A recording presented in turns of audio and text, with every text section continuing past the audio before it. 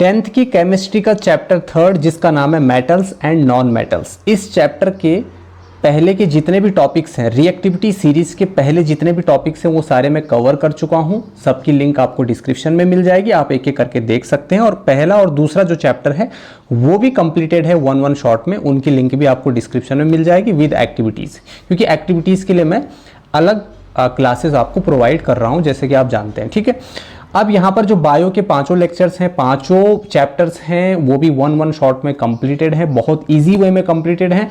उनकी लिंक भी आपको डिस्क्रिप्शन में मिल जाएगी, वहाँ से आप डायरेक्टली देख सकते हैं।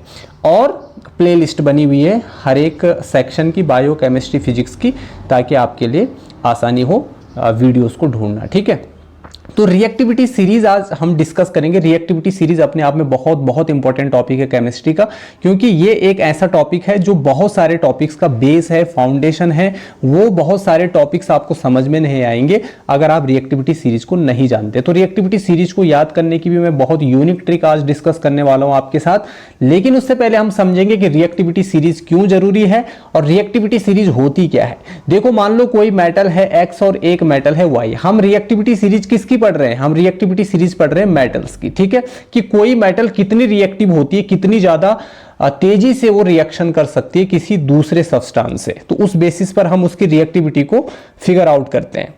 तो reactivity series is also known as activity series. ठीक है, तो रिएक्टिविटी सीरीज बोलो चाहे एक्टिविटी सीरीज बोलो, बात एक ही है। ठीक है, तो मान लीजिए कोई मेटल है एक्स और एक मेटल है वाई। इस एक्स नाम की मेटल ने ऑक्सीजन के साथ रिएक्ट किया और वाई नाम के मेटल ने भी ऑक्सीजन के साथ रिएक्शन किया, लेकिन इसने रिएक्शन किया मान लो 5 डिग्री सेल्सियस पर और ये रिएक्शन कर रहा है 10 डिग्री सेल्सियस पर। अब आप मुझे बताओ कौन सी मेटल ज्यादा रिएक्टिव होगी? एक्स नाम की मेटल ज्यादा रिएक्टिव होगी, क्योंकि इसने कम टेम्परेचर पर क्या किया? रिएक्ट किया ऑक्सीजन के साथ। ठीक है, तो जो जितने ज्यादा कम टेम्परेचर पर रिएक्शन करेगा वो उतनी ज्यादा रिएक्टिव होगी, और जो जितने ज्यादा टेम्परेचर पर रिएक्शन करेगा वो उतना ज्यादा कम रिएक्टिव होगा। मान लो एक एक्स नाम की मेटल कोल्ड वाटर के साथ रिएक्ट कर रहा है, लेकिन वाई नाम का जो मेटल है वो कोल्ड वाटर के साथ रिएक्ट नहीं कर पाता, वो हॉट वाटर के साथ रिएक्शन करता है। मतलब टेम्परेचर उसको ज्यादा चाहिए, तो इसका मतलब वो कम रिएक्टिव है, और जो कोल्ड वाटर के साथ रिएक्शन कर रहा है वो ज्यादा रिएक्टिव है। तो some metals are chemically very very reactive where others are less reactive or unreactive, you can say. ठीक है, जैसे एग्जांपल के लिए potassium and sodium react very very rapidly with cold water. ये कोल्ड वाटर के साथ ना बहुत तेजी से रिएक्शन करते हैं, so they are very very reactive metals. कौन? आपका पोटेशियम और सोडियम, जिनको रिएक्टिविटी सीरीज में सबसे ऊपर रखा गया है। अभी मैं रिएक्टिविटी सीरीज आपको बताने वाला हूं जो एनसीईआरटी में गिवन है। ठीक है, जैसे जिंक और आयरन है तो वो वाटर के साथ रिएक्ट करते हैं, लेकिन वाटर की गैसियस फॉर्म के साथ यानी स्टीम के साथ रिएक्शन करता है। वहीं अगर कॉपर और सिल्वर की बात करें तो वो रिएक्ट ही नहीं करते हैं स्टीम के साथ भी, तो वो बहुत कम रिएक्टिव हो गए। ठीक है, अब यहां पर देखिए जैसे ये रिएक्टिविटी सीरीज होती क्या है? The arrangement. ठीक है, reactivity series means the arrangement of metals in a vertical column. Vertical column मतलब एक खड़ी लाइन होगी। ठीक है, और ऊपर से नीचे की तरफ, ऊपर से नीचे के ऑर्डर में हम मेटल्स को लिखेंगे। जो मेटल्स ऊपर होंगी वो ज्यादा रिएक्टिव होंगी, जो मेटल्स नीचे होंगी वो कम रिएक्टिव होंगी। ठीक है, क्लियर है? जैसे एक्स ऊपर है वाई नीचे है, तो X is more reactive than Y and y is less reactive than x। ठीक है, तो the arrangement of metals in a vertical column in the order of decreasing reactivities। decreasing reactivities का मतलब क्या है? ऊपर से नीचे की तरफ जब हम आएंगे तो रिएक्टिविटी कम होती जाएगी, मतलब ऊपर वाला ज्यादा रिएक्टिव होगा, नीचे वाला कम रिएक्टिव होगा, रिएक्टिविटी डिक्रीज होती जाएगी नीचे आते आते। तो in reactivity series the most reactive metal is placed at the top. जो मोस्ट रिएक्टिव मेटल होंगी उनको टॉप में रखा जाएगा, and the least reactive metal is placed at the bottom, और जो लीस्ट रिएक्टिव मेटल होंगी उनको बॉटम में प्लेस किया जाएगा। तो the reactivity series of the common metals is given below. ठीक है, तो यहां पर है आपकी reactivity series which is given in your NCERT book, you can see easily. ठीक है, तो यहां पर देखिए ये रिएक्टिविटी सीरीज है। जैसे सबसे ऊपर देखो ये मोस्ट रिएक्टिव है, ये रिएक्टिविटी डिक्रीजेज मतलब नीचे की तरफ आ रहा है, एरो नीचे की तरफ है, लेकिन ऊपर से नीचे की तरफ हम आ रहे हैं, ये वर्टिकल कॉलम है, नीचे आपकी लीस्ट रिएक्टिव मेटल है। ठीक है, जैसे कि मैंने आपको बताया कि मोस्ट रिएक्टिव मेटल्स जो होंगी ऊपर प्लेस की जाएंगी, लीस्ट रिएक्टिव मेटल जो होंगी वो नीचे की तरफ प्लेस की जाएंगी। ठीक है, तो यहां पर देखिए जरा, सोडियम सबसे पहले ऊपर है, पोटेशियम, पोटेशियम जो है वो सबसे ज्यादा रिएक्टिव मेटल है। पोटेशियम हो गया, सोडियम हो गया, उसके बाद calcium, magnesium, aluminium, zinc, iron, आपका लेड, हाइड्रोजन। कई पूछते हैं हाइड्रोजन तो नॉन मेटल है, फिर इसको रिएक्टिविटी सीरीज में क्यों रखा गया? क्योंकि इसमें मेटल की तरह प्रॉपर्टी होती है, मेटल की तरह ये इलेक्ट्रॉन को लॉस करने की कैपेसिटी रखता है, इसीलिए इस पे पॉजिटिव चार्ज होता है मेटल की तरह, इसीलिए इसको रिएक्टिविटी सीरीज में प्लेस किया गया है बच्चों। कॉपर, आपका मरकरी, आपका सिल्वर और आपका गोल्ड Au। ठीक है, तो ये आपकी क्या है, रिएक्टिविटी सीरीज है जो आपकी NCERT बुक में दे रखी है। ठीक है, अब इसको याद करने की ट्रिक क्या होगी भाई? ठीक है, अब जैसे रिएक्टिविटी सीरीज में मैंने एक तो आपको टेम्परेचर वाला बताया, और कहां कहां पे काम करता है रिएक्टिविटी सीरीज? जैसे डिस्प्लेसमेंट रिएक्शन में काम करता है कि एक मेटल दूसरी मेटल को क्या कर देता है, डिस्प्लेस कर देता है उसकी जगह से।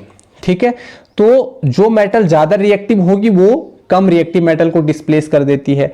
तो वो डिस्प्लेसमेंट रिएक्शन में भी मैंने आपको बताया था जब मैं चैप्टर फर्स्ट डिस्कस कर रहा था आप लोगों के सामने। ठीक है, तो यहां पे देखिए जरा, यहां पर हम इसकी एक बहुत बेस्ट ट्रिक मैं आपको बताने जा रहा हूं, इसको आपको याद कैसे करना है। ठीक है, तो this is trick to learn reactivity series.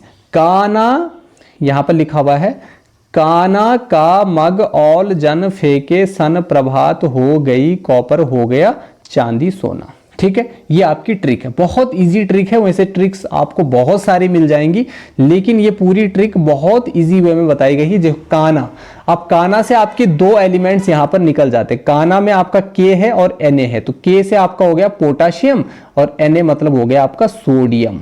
क्या हो गया? सोडियम। ठीक है, ये दो चीजें यहां से निकल गई।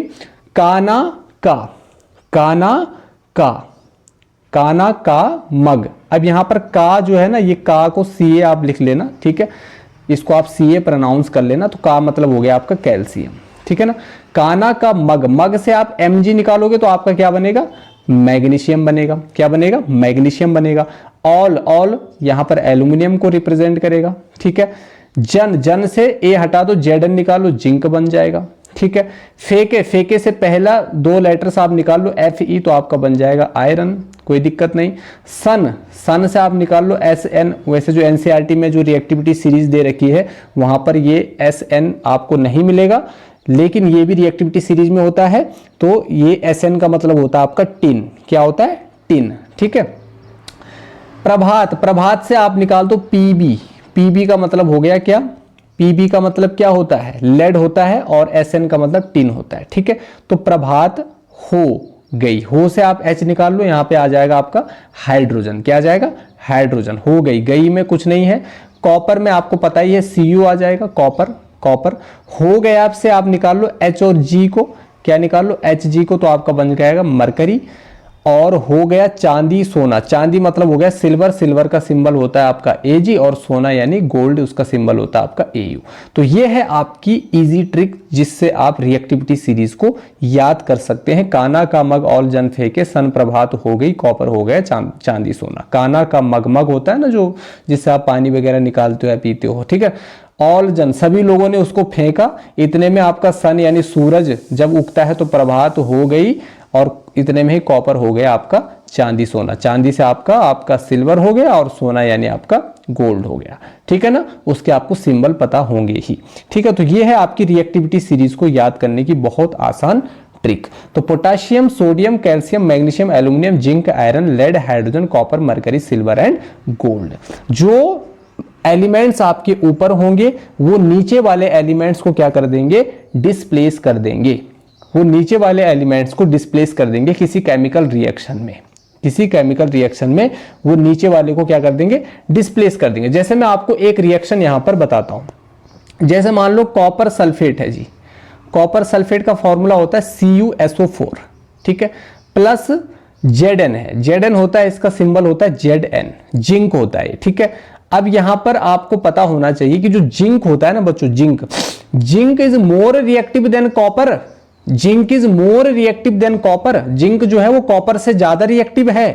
रिएक्टिविटी सीरीज में आप देखिए कॉपर नीचे है और जिंक ऊपर है, तो जिंक जो है आसानी से कॉपर को यहां से डिस्प्लेस कर देगा और कॉपर की जगह ले लेगा।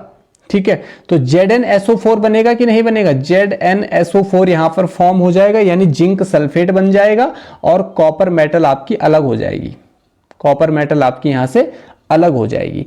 तो ये होती है आपकी डिस्प्लेसमेंट रिएक्शन। ठीक है, यहां पर ज्यादा रिएक्टिव मेटल जो होगी वो कम रिएक्टिव मेटल को क्या कर देगी, डिस्प्लेस कर देगी। ठीक है, तो इसी बेसिस पर अलग अलग रिएक्शन करवा करके, टेम्परेचर के बेसिस पर, इस बेसिस पर, बहुत सारे बेसिस पर अलग अलग तरीके से रिएक्शन करवाई साइंटिस्ट लोगों ने, और फिर उसके बाद उन्होंने एक ऑर्डर बनाया, इस तरीके का ऑर्डर बनाया उन्होंने, और इस ऑर्डर को हमने नाम दिया रिएक्टिविटी सीरीज का। ठीक है, कि कौन सी मेटल ज्यादा रिएक्टिव है और कौन सी मेटल कम रिएक्टिव है। क्लियर है इतना? तो आई होप ये रिएक्टिविटी सीरीज आपको क्लियर हुई होगी, क्रिस्टल क्लियर हुई होगी। नहीं हुई है तो आप कमेंट में बता सकते हो कहां पर आपको दिक्कत आई। वैसे मुझे नहीं लगता कोई दिक्कत आई होगी किसी बच्चे को, और अगर कोई भी डाउट्स अगर आपके होते हैं तो उसके लिए इस प्लेटफॉर्म ने एक कमेंट बॉक्स बना रखा है, उस कमेंट बॉक्स में आप कमेंट कर सकते हैं आसानी से, और आपकी क्वेरी का आंसर हम जरूर जरूर जरूर करेंगे, उसमें कोई दो राय नहीं है। ठीक है ना? तो मिलते हैं हम नेक्स्ट और फ्रेश क्लास के साथ, एक फ्रेश टॉपिक के साथ। तब तक के लिए आप अपना रिवीजन करते रहिए। और मैंने बता दिया आपको केमिस्ट्री का पहला chapter chemical reactions and equation, दूसरा chapter acid basis and salts, ये मैंने वन शॉट में कंप्लीट कर रखे हैं और इजी वे में कंप्लीट कर रखे हैं, बहुत इजी लैंग्वेज में कंप्लीट कर रखे हैं, इजी डेफिनेशन आप लोगों के बना रखी हैं ताकि आपको याद करने में ज़्यादा दिक्कत ना हो। तो एक एक कॉन्सेप्ट को अच्छे से क्रिस्टल क्लियर कर रखा, और बायो के भी सारे चैप्टर्स कंप्लीटेड हैं। जितना भी आपका 2024-25 के सिलेबस में आने वाला है वो सारी चीज़ें आपको यहाँ पे मिल जाएंगी। अगर यहाँ से आप क्लासेस देख लोगे तो एक बार बस फिर थोड़ा सा आपको बुक देखनी है, उससे ज़्यादा कुछ भी नहीं करना है, उससे बाहर कुछ आने वाला भी नहीं है। ठीक है, तो आज की क्लास को देखने के लिए बहुत बहुत धन्यवाद। Thanks for watching.